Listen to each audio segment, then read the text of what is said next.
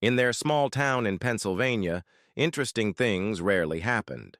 Summer dragged on slowly, the days were all the same, and 16-year-old Mark often said he was suffocating from boredom. His girlfriend Lily, on the other hand, was always looking for adventure, even the strangest kind. "Have you heard about the old quarry behind the forest?" she asked one evening as they sat on the porch. "They say that in 1960 there used to be a farm there. It was demolished after the owner's daughter disappeared. No one dared to go there." Mark shrugged skeptically. "People say all kinds of things, probably just more urban legends." However, Lily looked at him in such a way that he couldn't refuse. He knew that if she had something in mind, she would go anyway. So it was better to accompany her than to worry about it later. The sun was already setting when they reached the old gate. The metal arch was completely overgrown with ivy. The remains of a sign hung on rusty hinges. The letters family could be made out on the sign. Beyond that, the paint had peeled off. Behind the gate, a path led into the thicket. The forest was old and dense. The branches were so tightly closed that the light from the setting sun barely penetrated the darkness. Branches crunched underfoot, and every sound echoed hollowly. "Can you feel it?" whispered Lily. "It's too quiet here." It was true. No birds singing, no insects buzzing, only the rustle of their footsteps and the occasional crackling sound. 10 minutes later, they came to a tree stump. There was something on top of it. A doll sat on a tree stump. It was sewn from old fabric.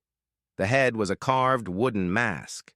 The eyes were drawn with charcoal, 2 black ovals. Lily carefully picked up the doll. It smelled musty and earthy. "Creepy but cool," she said, laughing. "It's probably a charm." "Better not touch it." "Leave it alone," Mark shuddered. Lily took the doll and put it in her backpack. They returned home late.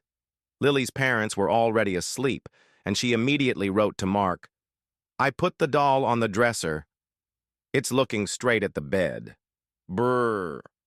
That night, Mark had a strange dream: a forest, a path, and a doll on a tree stump. Only now its eyes were alive, white with shining pupils. He heard children's laughter but couldn't see where it was coming from. The next day, Lily looked pale and irritable. "I hardly slept," she admitted. "I dreamed that someone was standing by my bed and whispering, 'Give her back.'" Mark noticed a long scratch on her wrist. She waved it off. "I must have scratched myself with my nails in my sleep." Mark felt that it was all about the doll, more precisely that she was to blame for everything. That evening, they went back to the forest. Lily wanted to play detective and search for the old farm, and return the doll to its place. When they reached the stump where the doll had been sitting, Lily opened her backpack, but the doll was not there. "How is that possible?" "I definitely took it." Mark wanted to say something harsh, but at that moment there was a crackling sound from the thicket. Branches snapped, lanterns flickered, and they both heard a quiet, barely audible child's voice. "Give her back." They ran to the exit without looking back. At home, Mark spent a long time searching for information about this farm on the internet. After a couple of hours, he stumbled upon an old newspaper article. In 1963, a farming family's 7-year-old daughter disappeared. She went to play in the woods and never returned. Only her toy was found, a doll with a wooden face. After that, the farm was closed and the family disappeared. The next day, he showed the article to Lily, and she turned pale. "Are you saying this is the same doll?" "I don't know," Mark admitted. "However, it's all too strange."